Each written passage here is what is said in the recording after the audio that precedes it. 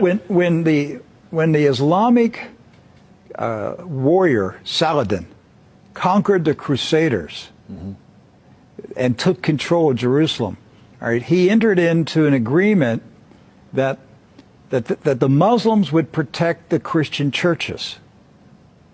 And so he appointed 2 Muslim families. Both of these families have been in Jerusalem for, close to 1,000 years. And each generation has passed down the key. The key. Right. The physical key. Mr.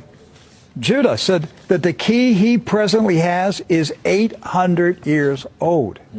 It's incredible. He had another key, but it broke. And this is a Muslim. I mean, yes. Adbi Judah is a Muslim. And he said it's a great honor for a Muslim to hold the key to the Church of the Holy Sepulchre, which is the most important church in Christendom. That's not disrespect. That's, we don't hear this in America. We don't hear, because what we have been told is Christian Americans, you should hate Muslims, you should kill Muslims. Because they're going to tear down all the churches yes.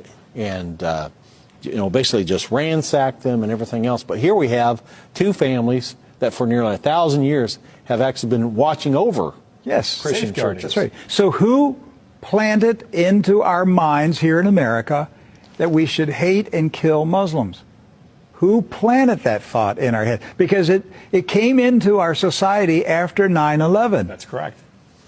So 9/11 was a calculated, planned operation, and it changed everything in our country.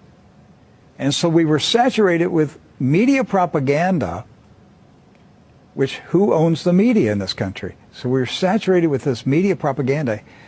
You Americans, you need to hate Muslims. You need to go to war. You need to send your sons to go kill Muslims. All right?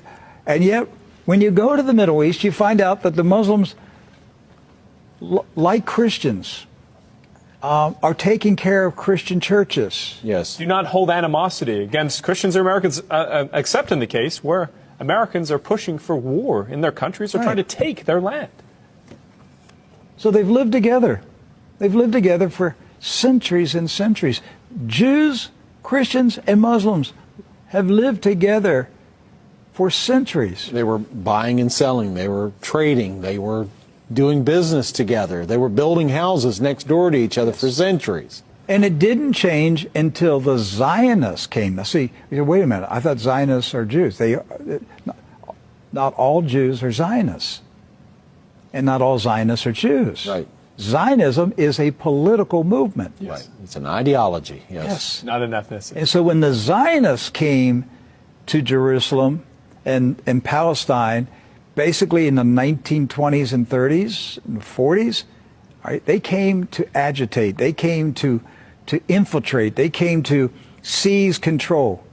And so they formed paramilitary groups, like Irgun. And that's where Ariel Sharon and Menachem Begin, and these guys were young terrorists. And so there's where the hatred started to come in. The fighting, the animosity, the bitterness. But it didn't start until the Zionists appeared. Jews, Muslims, and Christians were coexisting. Yes. That's right.